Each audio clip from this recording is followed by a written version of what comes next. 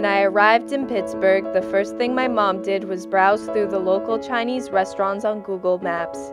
My dad tried to see if there was any place nearby to get Bulgarian food, but apparently there was only one breakfast place that was far away and closed.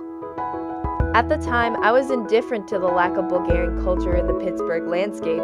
It would be just like home. No one knows any place east of Italy. And Bulgaria is just a made-up place where Victor Krum plays Quidditch. My expectations of assimilating to the Pittsburgh environment for the rest of my college years were as follows. 1. I would instantly connect with the hundreds of Chinese kids on campus. And 2. No one, not even me, would care that I'm part Bulgarian. I was used to people seeing me as Asian or not really white. My mom, upon seeing the huge crowds of Chinese people walking on campus, thought I would thrive with the Chinese community in Pittsburgh like I did at home, since I was generally known as the pretty Asian. However, my experience of being multicultural in Pittsburgh didn't pan out as I expected. Seeing crazy rich Asians gave me the idea that Chinese Americans and mainland Chinese people were different and came from completely different backgrounds, but I only really felt the difference when I met international students from China. Being raised with American ideals and personality, added with the fact that I was biracial, really complicated things. Not only was I not fully Chinese in my mannerisms, but it was physically presented in my face. I was used to people taking interest in my mixed looks and acknowledging that I looked a little different than most Asians, but I didn't expect to be assumed as an outsider. In the crowd of international Chinese students, I was hyper aware of my European heritage and American upbringing. It followed me, and I felt like everyone noticed it.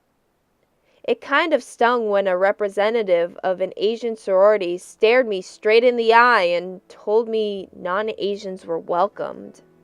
The fact that I wasn't immediately embraced as part of the Chinese community really established a barrier of entry. The barrier was exaggerated by my subpar ability to speak Chinese.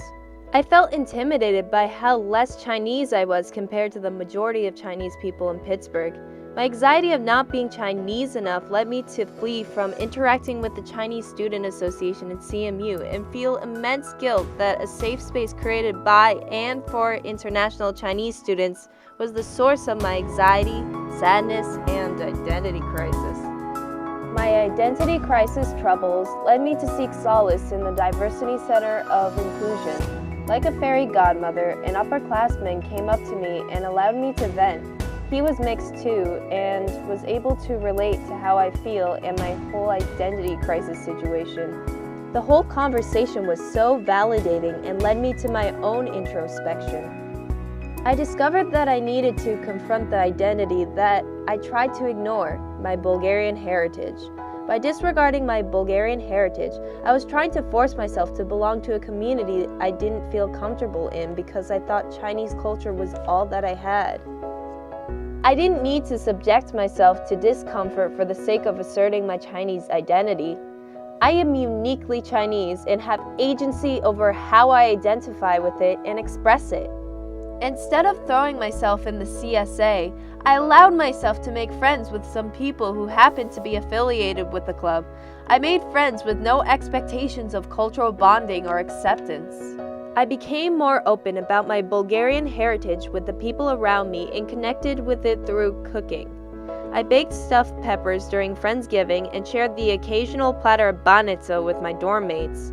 There will be some times where old insecurities will come back, but all I need is to be comfortable with myself and validate my own unique identity.